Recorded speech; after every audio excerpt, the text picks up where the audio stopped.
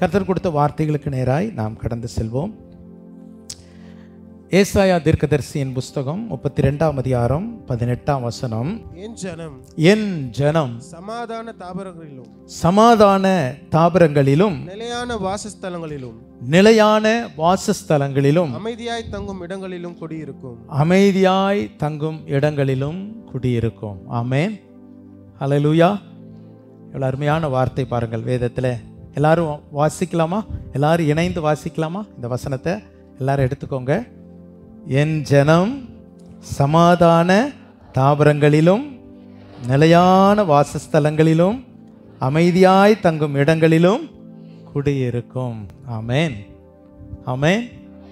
சத்தமாக சொல்லுங்களேன். ஆமென். ஆண்டவர் கொடுத்த வார்த்தை. அந்த வார்த்தையை சில நாட்களாகவே நான் தியானித்து கொண்டிருந்தேன். ஆண்டவர் தமது ஜனத்தை இந்த ஆண்டு நமக்கு சமாதானம் நிறைந்த ஆண்டு, சமாதானம் நிறைந்த ஆண்டு. ஒவ்வொரு நாளும் தேவன் நம்ம எல்லாரையும் சமாதானத்தினால் நிரப்புவார். ஆகவே அதில் இன்றைக்கு நாம் பார்க்கிறது, என் ஜனம் சமாதான தாபரங்களிலும் நிலையான வாசஸ்தலங்களிலும் அமைதியாய் தங்கும் இடங்களிலும் குடியிருக்கும். அடுத்தது ஒரு அமைதி. வீடுனா எப்படி இருக்கணும்? ஒரு அமைதியாக இருக்கணும். ஒரே சண்டை சச்சரவு அப்படி இருக்கக்கூடாது. ஆகவே ஆண்டவர் தம்முடைய பிள்ளைகளுக்கு ஒரு வாக்குத்தத்தத்தை கொடுக்கிறார். என் ஜனம் சமாதான தாபரங்களிலும் நிலையான வாசஸ்தலங்களிலும் அமைதியாய் தங்கும் இடங்களிலும் குடியிருக்கும். அப்போது இந்த ஆசீர்வாதத்தை நாம் பெற்றுக்கொள்ள வேண்டும் என்றால் நாம் என்ன செய்ய வேண்டும்? எந்த ஒரு ஆசீர்வாதமும் தேவன் நமக்கு கொடுப்பதற்கு முன்பதாக அதிலே சில கட்டளைகள் இருக்கிறது. அதை நாம் செய்யும் பொழுது தான் இந்த ஆசீர்வாதத்தை பெற்றுக்கொள்ள முடியும். கர்த்தர் கொடுத்த இந்த வார்த்தைக்குரிய விளக்கத்தை நான் உங்களோடு கூட பகிர்ந்து கொள்கிறேன். கவனமாய் கேளுங்கள், அதை சிந்தியுங்கள். கர்த்தர் இந்த ஆண்டு முழுவதும் இப்படிப்பட்ட ஆசீர்வாதத்தை கொடுப்பார். ஹல்லேலூயா. இந்த ஆசீர்வாதத்தை பெற்றுக்கொள்ள வேண்டும் என்றால் முதலாவது குறிப்பு, முதலாவது வசனம் வாசிங்க.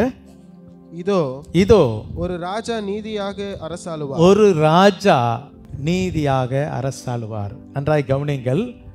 இந்த ஆசீர்வாதத்தை பெற்றுக்கொள்ள வேண்டும் என்றால் நம்ம எல்லாருக்கும் ஒரு ராஜா இருக்கிறார். அவர்தான் நம்முடைய ஆண்டவராகிய இயேசு கிறிஸ்து. இயேசுவை ராஜாவா ஏற்றுக்கொண்டவங்க எத்தனை பேர்? கை தூக்கி காட்டுங்க பார்க்கலாம். அல்லேலூயா. நம்ம ராஜா இயேசு ராஜா. சொல்லுங்க பார்க்கலாம். நம்ம ராஜா இயேசு ராஜா. நம்ம ராஜா நம்ம ராஜா இயேசு ராஜா. இயேசு ராஜா நம்ம ராஜா. அல்லேலூயா. அந்த ராஜா எப்படிப்பட்டவராம்? நீதியாய் அரசாலும் நீதியின் அரசன். ஆமென். அல்லேலூயா. நம்முடைய ஆண்டவர் இடத்துல எந்த விதமான அநீதி இல்லை. நம்முடைய ஆண்டவர் இடத்துல எந்த விதமான அநீதி இல்லை. அவர் நீதியாய் அரசாளுகிற தெய்வம். அப்போ அந்த நீதியாய் அரசாளுகிற அவரை நாம் ராஜாவாக கொள்ள வேண்டும். அவர் எப்படி அரசாளுகிறாராம்? நீதியாய் அரசாளுகிறார். அல்லேலூயா. தேவன் நம்மை அரசாண்டால் சில காரியங்கள், நீதி என்றால் கண்டிப்பு இருக்கும், நீதி என்றால் கண்டிப்பு இருக்கும். ஆனால் அதிலே ஒரு பெரிய ஒழுக்கமும் சமாதானமும் நிறைந்திருக்கும். நீதியின் தேவன் உங்களை ஆளுகை செய்வாரானால் உங்கள் கிரியை எப்படி இருக்கும்? வாசித்து பாருங்கள். ஏசாயா 32ஆம் அதிகாரம் 17ஆம் வசனத்தை வாசியுங்கள். நீதியின் கிரியை சமாதானமும். நீதியின் கிரியை, நீதியான தேவன் உங்களை அரசாட்சி செய்தால் அதன் கிரியை எப்படி இருக்கும்? சமாதானமாய் இருக்கும். அங்கு சண்டை இருக்காது. நன்றாய் கவனிங்கள். நீங்கள் உங்கள் காரியங்களிலே நீதியாய் செய்தால் அங்கு சமாதானம் இருக்கும். நீதியின் கிரியை சமாதானமும், நீதியின் பலன் என்றுமுள்ள அமெரிக்கையும் சுகமுமாம். அங்கு ஒரு அமைதலும் சுகமும் இருக்கும். அல்லேலூயா. அப்ப இந்த ஆண்டிலே ஒரு சமாதானம் நிறைந்த வாழ்க்கை வாழ வேண்டும் என்றால் நம் எல்லாருடைய கிரியைகள் எப்படி இருக்க வேண்டும்? நீதியின் கிரியையா இருக்கணும். இப்ப நமக்கு தெரியும் எது நீதி எது அநீதின்னு தெரியும்.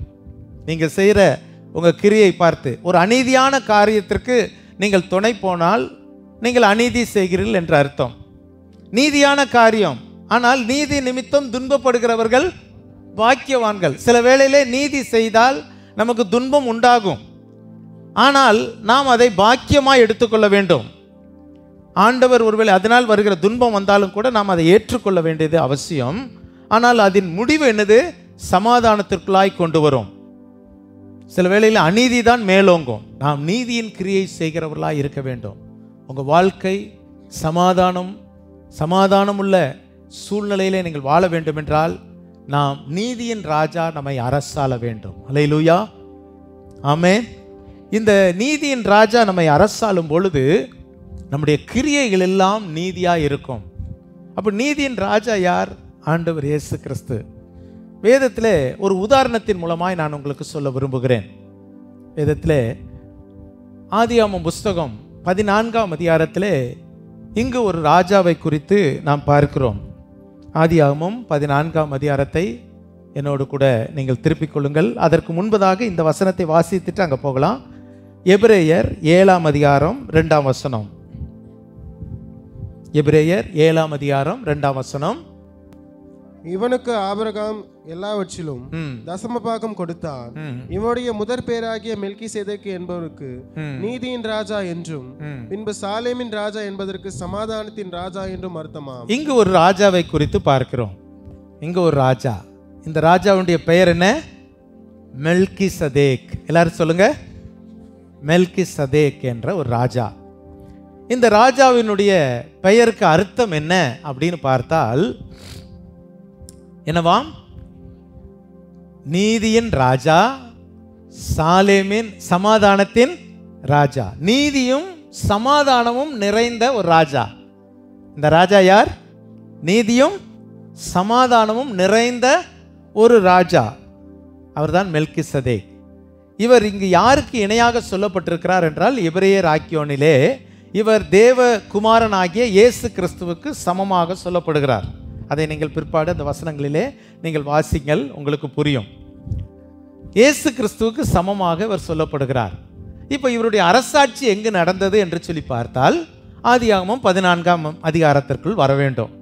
இங்கே தான் மெல்கிசதேக் என்ன செய்கிறார்? ஆளுகை செய்கிறார். மெல்கிசதேக் இந்த அதிகாரத்தை நீங்கள் வாசிக்கும் பொழுது அவர் வாசிக்கலாம். 17ஆம் வசனத்திலிருந்து வாசிங்க. அவன் கெர்த்லோமேரையும் அவனோடு இருந்த ராஜாக்களை முறியடித்து திரும்பி வருகிற போது சோதோமின் ராஜா புறப்பட்டு ராஜாவின் பள்ளத்தாக்கு என்னும் சாபே பள்ளத்தாக்கு மட்டும் அவனுக்கு எதிர்கொண்டு போனான். அன்றியும் உன்னதமான தேவனுடைய ஆசாரியனா இருந்த சாலேமின் ராஜாவாகிய மெல்கிசேதேக்கு அப்பமும் திராட்சரசமும் கொண்டு வந்து அவனை ஆசீர்வதித்து வானத்தையும் பூமியும் உடையவராகிய உன்னதமான தேவனுடைய ஆசீர்வாதம் ஆபிரகாமுக்கு உண்டாவதாக. சரி, கவனிங்கள். இந்த சம்பவம் என்ன என்பதை நான் உங்களுக்கு விளக்குகிறேன். இந்த 13ஆம் 14ஆம் அதிகாரங்களிலே 2 நபர்களை பார்க்கிறோம். ஒருவர் ஆபிரகாம், இன்னொன்று ஆபிரகாமோடு ஒட்டி வந்த அவனுடைய சகோதரனாகிய லோத்து. கவனிக்கிறீங்களா? 13ஆம் அதிகாரத்திலே நீங்கள் பார்க்கும் பொழுது ஆபிரகாமினுடைய மெய்ப்பருக்கும் லோத்தினுடைய மெய்ப்பருக்கும் வாக்குவாதம் வந்தது. ஏன்னா பயங்கரமான ஆடு மாடுகள் செல்வம் மிகுதி ஆயிடுச்சு. இப்போ பிரச்சனை ஆபிரகாமுக்கும் லோத்துக்கும் இல்லை. யாருக்கு 2 பேர்கிட்ட இருக்கிற ஒர்க்கர்ஸுக்குள்ளே தான் பிரச்சனை. நிறைய நேரங்களில் பிரச்சனை யாரால் வரும் அப்படின்னா ஒர்க்கர்ஸால் வரும். மேலே உள்ள மேனேஜ்மெண்ட்டிங் டைரக்டர்ஸ்லாம் நல்லா தான் இருப்பாங்க. கீழே இருக்கிறவங்க சண்டை போட்டுக்குவாங்க. நீ பெருசா நான் பெருசா, நான் மேனேஜருக்கு நான் தான் ரொம்ப க்ளோஸு, நீ தான் க்ளோஸ்ன்னு சொல்லி இவங்களுக்குள்ளே சண்டை போட்டுக்குவாங்க. இதுதான் மேனேஜ்மெண்ட்டில் நடக்கிற பிரச்சனை. இவங்களுக்குள்ளே வர பிரச்சனையால் மேனேஜ்மெண்ட்டுக்கு தலைவலியாக இருக்கும். இப்போ ஆபிரகாமுக்கும் லோத்துக்கும் வாக்குவாதம்னு போடலை, ஆபிரகாமின் மெய்ப்பருக்கும் லோத்தின் மெய்ப்பருக்கும் வாக்குவாதம். சரி, இந்த வாக்குவாதம் வந்த உடனே பிரிவுகள் ஏற்படுகிறது. அப்போ ஆபிரகாம் என்ன சொல்கிறாரு அப்படின்னா, மூத்தவர், சரிப்பா பிரச்சனை நமக்கு ஏன் பிரச்சனை, நமக்குள்ளே ஏன் வாக்குவாதம், சரி நான் பிரிஞ்சு போகிறேன், நான் எப்படி போகிறேனோ நீ அதுக்கு எதிர்பதமாக போ அப்படின்னு சொல்லலாம். ஆனால் ஆபிரகாம் தேவனுடைய மனிதன். ஆபிரகாம் லோத்தை பார்த்து, ஃபஸ்ட்டு சாய்ஸ் உனக்குப்பா, நீ கிழக்க போனால் நான் எங்கே போகிறேன்? மேற்க போகிறேன். நீ தெற்க போனால் நான் என்ன செய்கிறேன்? வடக்க போகிறேன். உனக்கு எதிர்பதமா சூஸ் பண்ணுறது நீ தான்.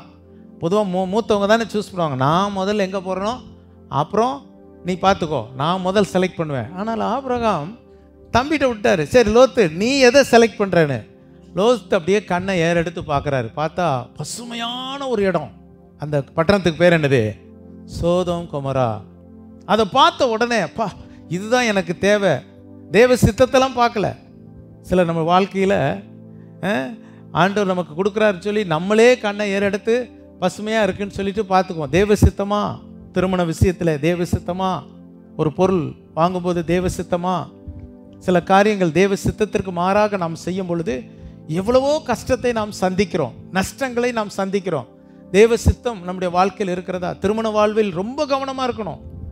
பார்க்க பசுமையாக இருக்குன்னு டக்குன்னு என்ன பண்ணிடக்கூடாது, ஏற்றுக்கொள்ளவே கூடாது. தேவ சித்தமா அப்படிங்கிறதை நாம் உணர்ந்து அந்த தேவ சித்தம் இருக்குமானால் அதிலே ஒரு சமாதானம் இருக்கும். அல்லேலூயா. லோத்து தேவ சித்தத்தை பார்க்கல, கண்களின் நிச்சயை பார்த்தான், எட்டி பார்த்தான். பா, சோதோம் குமரா என்ன அழகா இருக்கு, பசுமையா இருக்குது, சரி நான் அங்கே போறேன்ட்டாரு. உடனே ஆபிரகாம் ஆண்டவருடைய சொல்லு கீழ்ப்படுகிறார்.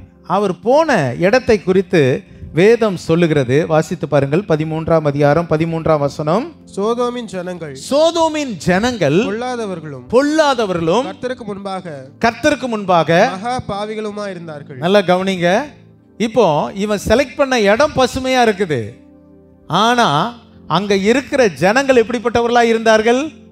பொல்லாதவர்கள், கர்த்தருக்கு முன்பாக மகா பாவிகளா இருந்தார்கள். சரி, இப்போ நான் சொல்றேன், ஜனங்கள் முழுவதும் பொல்லாதவர்களா இருக்க, பாவிகளா இருக்க யார் காரணமா இருக்கும் சொல்லுங்க பார்க்கலாம். இப்போ பாயிண்ட்டுக்கு வாங்க, சொல்லுங்க பார்க்கலாம். யார் காரணம்? அந்த சோதோம் குமரால நீதி இல்லை. ராஜா என்ன பண்ணல? ராஜா சரியா இருந்தா ஜனங்கள் எப்படி இருப்பாங்க? உண்மையா இல்லையா? ராஜா சரியா இருந்தா ஜனங்கள் எப்படி இருப்பாங்க? அருமையானவர்களே, ஒரு தகப்பன் அல்லது ஒரு ராஜா சரியா இருந்தா, ஒரு வசனத்தை வாசிங்கள். நீதிமொழிகளின் புஸ்தகம் 28ஆம் அதிகாரம் 15ஆம் வசனத்தை வாசிங்க. நீதிமொழிகள் 28:15.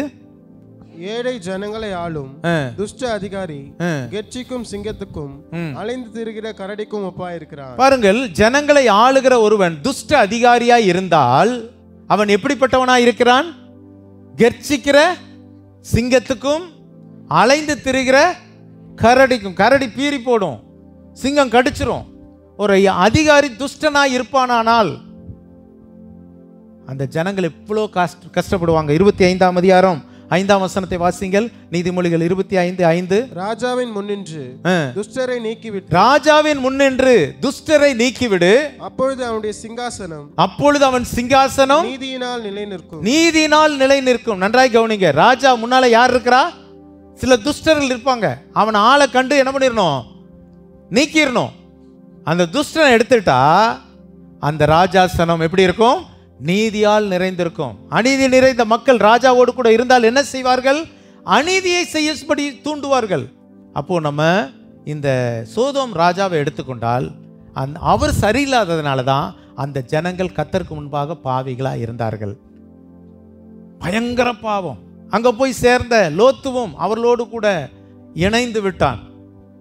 நீங்க 2 பேதுருவின் புஸ்தகம் 2ஆம் அதிகாரம் 8ஆம் வசனத்தை வாசித்தால் உங்களுக்கு தெரியும். 2 பேதுரு 2ஆம் அதிகாரம் 8ஆம் வசனம். அக்கிரம கிரியைகளை கண்டு நாள்தோறும் அவர்களுடைய அக்கிரம கிரியைகளை கண்டு கேட்டு நீதியுள்ள தன்னுடைய இருதயத்தில் வாதிக்கப்பட்ட நீதிமானாகிய லோத்தை அவர் பாருங்க.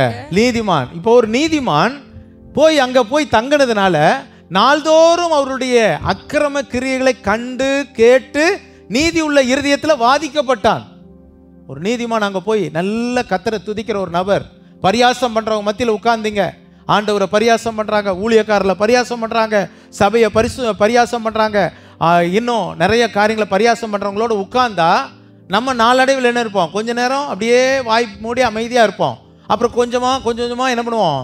பேச ஆரம்பிப்போம். கடைசியில் நம்மளும் பரியாசக்காரராய் மாறிடுவோம். அதனால தான் வேதம் நமக்கு கற்றுக் கொடுக்கிறது, துன்மார்க்கருடைய ஆலோசனையில் நடவாமலும் பாவிகளுடைய வழியில் நில்லாமலும் பரியாசக்காரர் உட்காரும் இடத்தில். ஆகவே இந்த லோத்து செலக்ட் பண்ண இடம் சோதோம் குமரா. விளைவு என்ன தெரியுமா? அந்த 14ஆம் அதிகாரத்திலே அந்த சோதோம் குமராவும் அந்த ஜனங்கள் எல்லாரும் சிறை பிடிக்கப்பட்டார்கள். ஒரு யுத்தம் வந்தது, சிறை பிடிக்கப்பட்டார்கள், சிறை அடிமையாய் போய்விட்டார்கள். பச்சையாய் தோன்றினது, கடைசியில் எல்லாவற்றையும் இழக்க வேண்டிய சூழ்நிலை. ஆனால் அதே வேளையிலே அங்கு ஒரு மனிதர் இருக்கிறார், அவர்தான் ஆபிரகாம். ஆபிரகாம் தன் சகோதரன் சிறைப்பட்டதை கேள்விப்பட்ட உடனே அவர் ஒரு தனி நபர் தான் போய் தன்னுடைய லோத்து நிமித்தமாக எல்லா சிறைப்பிடித்த எல்லாரையும் போராடி மீட்டு கொண்டு வருகிறார். அதிலே சோதோமின் ராஜாவையும் மீட்டு கொண்டு வருகிறார். அல்லேலூயா. தேவனுடைய பிள்ளைகள், தேவனை சார்ந்திருக்கிற பிள்ளைகள், தேவனை நம்பி இருக்கிற பிள்ளைகளுக்கு எப்பொழுதும் கர்த்தர் துணையாய் நிற்கிறார். இப்போ லோத்து தன் கண்ணுக்கு பசுமையாய் பட்டதை பார்த்துட்டு போயிட்டான். ஆனால் ஆபிரகாம் அப்படி பண்ணலை. ஆபிரகாம் ஆண்டவரை பார்த்தார். ஆண்டவர் சொன்னார், நீ ஏறெடுத்து பார்க்கிற பூமி முழுவதையும் உனக்கு தருவேன் என்று சொன்னார். அல்லேலூயா. சரி, இப்போ இந்த ஆபிரகாம் அந்த லோத்துவையும் அவனை சார்ந்தவர்களையும் அந்த சோதோம் குமரோ அந்த ராஜாவையும் மீட்டு வரும்பொழுது இங்குதான் இந்த ராஜா எதிர்ப்படுகிறார். யார் எதிர்ப்படுகிறார்? மெல்கிசதேக் என்ற அந்த ராஜா. அதைத்தான் ஆதியாகமம் 14ஆம் அதிகாரத்திலே நாம் வாசிக்கிறோம். அந்த ராஜா எப்படிப்பட்டவர் என்பதை எபிரேயர் 7ஆம் அதிகாரத்திலே நீதியின் ராஜா, சாலேமின் ராஜா என்று எழுதப்பட்டு இருக்கிறது. இப்பொழுது இந்த ராஜா, இந்த மெல்கிசதேக் எதிர்பட்டு அந்த வசனத்தை வாசிங்கள். ஆதியாகமம் 14ஆம் அதிகாரம் கெதர்லோமையும் அவனோடு இருக்கிற ராஜாக்களை முறியடித்து, அடுத்த வசனம், அது அடுத்த வசனம், உன்னதமான தேவனுடைய ஆசாரியராய் இருந்த சாலேமின் ராஜாவாகிய மெல்கிசேதேக்கு. பாருங்கள், இந்த ராஜா எப்படிப்பட்டவர்? உன்னதமான தேவனுடைய ஆசாரியன். ஒரு ராஜா யாராய் இருக்கிறார்? ஆசாரியனாய் இருக்கிறார். ஆசாரியனுடைய பணி என்ன? ஊழியம் செய்வது. அப்போ இந்த மெல்கிசதேக் யார்? ஒரு ஊழியக்காரராய் இருந்திருக்கிறார். அவர் அதிகாரம் பண்ணுகிறவராய் இல்லை, ஊழியம் செய்கிறவராய் இருந்திருக்கிறார். ஒரு அல்லேலூயா சொல்லுங்க பார்க்கலாம். என்ன கர்த்தர் நம்மளை உயர்த்தினாலும் நம்ம ஊழியக்காரராக இருக்க வேண்டும். ஆமே. நம்முடைய ஆண்டவர் இயேசு கிறிஸ்துவை எடுத்துக்கொள்ளுங்கள். அவர் தேவகுமாரனாய் இந்த உலகத்திற்கு வந்தார். ஆனால் அவர் சொல்லுகிறார், நான் பணிவிடை கொள்ளாமல் பணிவிடை செய்ய வந்தேன். பணிவிடை கொள்வது வேறு, பணிவிடை கொள்வதுன்னா என்னது? எப்பா இங்க வா, இந்த வேலையை செய்ய, எப்பா இதை செய்ப்பா அப்படின்னு சொல்றது பணிவிடை கொள்வது. வேலை வாங்குவது. வேலை செய்வதுன்னு என்னது? தானாவே இறங்கி செய்யறது, தானாவே இறங்கி சுத்தப்படுத்துவது. இயேசு தானாக அதை செய்தார். அவர் யாரையும் வேலை வாங்கல. அவர் ஒரு பணியாளராய், ஒரு வேலைக்காரராய் அவர் இருந்தார். ஒரு அல்லேலூயா சொல்லுங்க பார்க்கலாம். நம்முடைய ஆண்டவர் ஒரு முன்மாதிரி. இப்பொழுது அந்த ஆசாரிய பணியை அவர் செய்கிறதை பார்க்கிறோம். ஆசாரியனாய் இருந்த, வாசிப்போம், சாலேமின் ராஜா. சாலேம் என்றால் என்னது? சமாதானத்தின் ராஜா. பெயர்ல என்ன வருது? சமாதானம் இருக்குது. அப்போ அந்த ஆளுகை எப்படி இருக்கும்? சமாதானம் நிறைந்த ஆளுகை. அல்லேலூயா. இன்றைக்கு உங்களை யார் ஆளுகை செய்கிறார்? சோதோமின் ராஜா ஆளுகை. சோதோமின் ராஜா உங்களை ஆளுகை செய்கிறாரா? சோதோமின் ஆளுகைக்கு உட்பட்ட லோத்துவாய் இருக்கிறீர்களா, அல்லது சாலேமின் ராஜாவின் ஆளுகைக்கு உட்பட்ட ஆபிரகாமாய் இருக்கிறீர்களா? ஆண்டவர் இந்த காலையில் உங்களோடு கூட கேட்கிறார், நீ யாருடைய ஆளுகை கீழாய் இருக்கிறாய்? இன்னைக்கு நிறைய பேர் லோத்து தான் ஆளுகை, சோதோமின் ராஜா தான் ஆளுகை செய்கிறாரு. அதுல பாதுகாப்பு இல்லைங்க, அங்க பரிசுத்தம் இல்லைங்க, அங்க அக்கிரமம் பாவம் நிறைந்திருக்கிறது அந்த ராஜாவின் ஆளுகை. ஆனால் சாலேமின் ராஜாவின் ஆளுகைக்குள்ளாய் வந்துவிட்டால் அங்கு சமாதானம். ஆமே. புரியுதா உங்களுக்கு? இந்த செய்தி புரியுதா? இப்போ என் ஜனம் சமாதான தாபரங்களிலும் நிலையான வாசஸ்தலங்களிலும் அமைதியாய் தங்கும் இடங்களிலும் குடியிருக்கும். சமாதானத்தின் ராஜா ஆளுகை செய்தால்தான் இந்த சமாதானம் உங்கள் வீடுகளிலே வரும். இன்றைக்கு நீங்கள் யோசித்து பாருங்கள், உங்களை யார் ஆளுகை செய்கிறார்? யாருடைய ஆளுகை கீழாய் இருக்கிறீர்கள்? உங்க வீட்டில் சமாதானம் இல்லையா?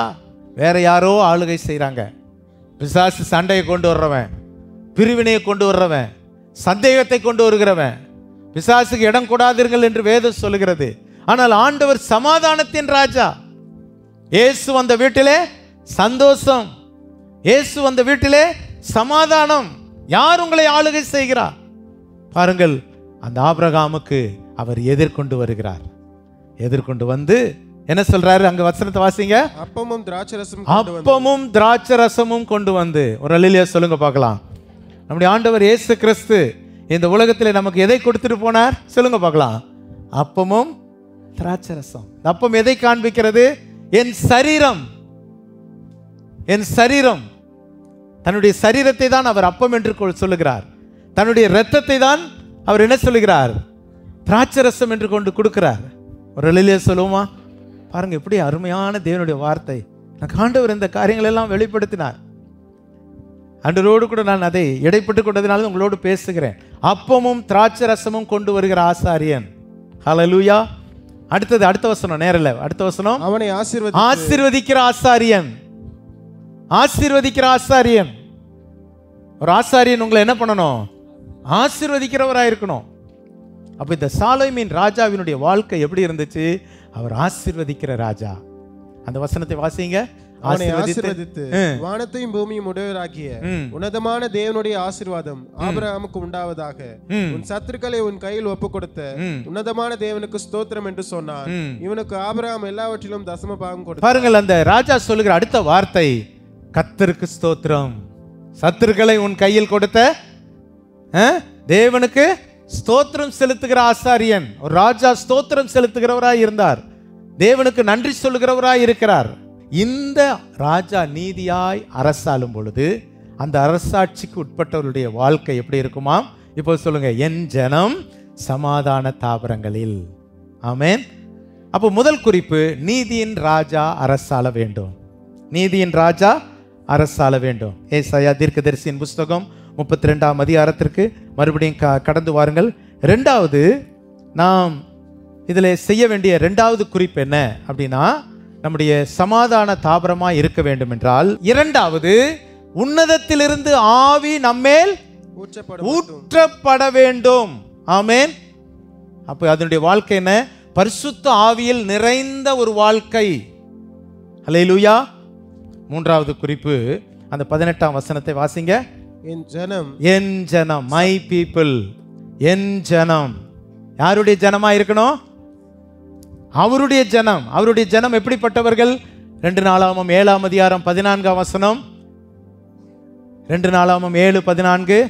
என் நாமம் தரிக்கப்பட்ட என் ஜனங்கள். ஹல்லேலூயா. நல்லா கவனிக்கிறீங்களா? அவருடைய ஜனம்னா என்னது? ஆண்டவருடைய நாமம் தரிக்கப்பட்டவர்கள். அவருடைய நாமம் தரிக்கப்பட்டவர்கள். யோவான் 1ஆம் அதிகாரம் 14ஆம் வசனம். அவருடைய நாமத்தின் மேல் விசுவாசம் உள்ளவர்களாய் அவரை ஏற்றுக்கொண்டவர்கள் எத்தனை பேர்களோ அத்தனை பேர்களும் அவருடைய பிள்ளைகளாகும்படிக்கு அவர்களுக்கு அதிகாரம் கொடுத்தார். அப்போ ஆண்டவருடைய நாமத்தை விசுவாசிக்கிறவர்கள், ஆண்டவருடைய நாமத்தை தரித்தவர்கள் தான் என் ஜனம். ஆண்டவருடைய நாமம் தரிக்கப்பட்டவர்களாய். அந்த 12ஆம் வசனம், மன்னிக்கும் 12ஆம் வசனம், 1 யோவான் 1ஆம் அதிகாரம் 12ஆம் வசனம். என்னுடைய நாமத்தின் மேல், அவருடைய நாமத்தின் மேல் விசுவாசம் உள்ளவர்களாய் அவரை ஏற்றுக்கொண்டவர்கள் எத்தனை பேர்களோ அத்தனை பேரும் விசுவாசத்தோடு ஆண்டவரை ஏற்றுக்கொள்ளணும். சும்மா கிறிஸ்தவ குடும்பத்தில் பிறக்கிறதுனால ஒருவன் கிறிஸ்தவன் அல்ல. அவனுக்கு இந்த ஆசீர்வாதம் அல்ல. ஆசீர்வாதம் தேவன் கொடுக்கிற இந்த சமாதான தாபரம் என்பது ஒரு கிறிஸ்துவை வெளிப்படுத்துகிற பிள்ளையாய் இருக்க வேண்டும். அவருடைய நாமம் தரிக்கப்பட்டவர்களாய் இருக்க வேண்டும். ஆண்டவருடைய நாமம் தூசிக்கப்படாதபடிக்கு வாழ்கிறவர்களாய் இருக்க வேண்டும். அவர்கள்தான் என் ஜனம். அல்லேலூயா. இப்போ கன்க்ளூஷனுக்கு வருவோம். வாசிக்க மறுபடியும். என் ஜனம் சமாதான தாபரங்களிலும் நிலையான வாசஸ்தலங்களிலும் அமைதியாய் தங்கும் இடங்களிலும் குடியிருக்கும். இப்போ ஆண்டவர் சொல்றாரு, இப்படி நீங்க அந்த நீதியின் ராஜாவின் ஆளுகைக்குட்பட்டு பரிசுத்தாவினால் நிரப்பப்பட்டு என் ஜனமாய் இருப்பீர்களானால், இப்போ நீங்க எங்க எப்படி இருப்பீங்க? இந்த ஆண்டு சமாதான தாபரம். உங்க வீடு எப்படி இருக்குமா? சமாதானம் நிறைந்த வீடாய் இருக்கும். ஹல்லேலூயா. அடுத்தது நிலையான வாசஸ்தலம். ஆனால் இந்த உலகத்தில் இருக்கிற நாட்கள்ல கர்த்தர் உங்களுக்கு ஒரு நிலையான வாசஸ்தலத்தை தருவார். தாவீதை பார்த்து சொன்னார், நீ எனக்கு ஆலயத்தை கட்டுவாயோ, நான் உனக்கு ஒரு வீட்டை தருவேன் அப்படின்னாரு. தாவீதுக்கு ஒரு ஆசை, ஐயா நானாவது கூடாரத்துக்கு கீழே இருக்கிறேன், உம்முடைய பெட்டிக்கு ஒரு ஆலயம் இல்லையே, நான் உமக்கு ஒரு ஆலயத்தை கட்டுவேன். ஆண்டவர் சொன்னார், அவன் இருதயத்தில் உள்ள வாஞ்சையை பார்த்துட்டு, நீ எனக்கு ஒரு ஆலயத்தை கட்டுவாயோ, நான் உனக்கு ஒரு வீட்டை கட்டுவேன். வீடு கட்ட முடியாமல் இருக்குதா? இந்த ஆண்டில் கர்த்தர் சொல்றாரு, அற்புதமாக உனக்கு ஒரு வீட்டை கட்டி தருவேன். ஆச்சரியப்படுகிற அளவுக்கு நடக்கும். நிலையான வாசஸ்தலங்களிலும். மூன்றாவது, அமைதியான குடியிருக்கும். ஹல்லேலூயா. கர்த்தர் இந்த வாக்குத்தத்தங்களை நமக்கு தருவாராக. இந்த வாக்குத்தத்தம் பெற்றுக்கொள்ளணும். 3 காரியம். நீதி உள்ள ராஜா உங்களை அரசாள வேண்டும். 2வது, ஆவியானவர் உங்கள் மேல் ஊற்றப்பட வேண்டும். 3வது, அவருடைய ஜனமாய் இருக்க வேண்டும். 3 காரியங்களை நீங்க செய்து பாருங்க, உங்களுக்கு நிச்சயமாய் நீங்கள் சமாதான தாபரங்களிலே, நிலையான வாசஸ்தலங்களிலே, அமைதியாய் தங்குகிற இடங்களிலே குடியிருப்பீர்கள். ஆமென்.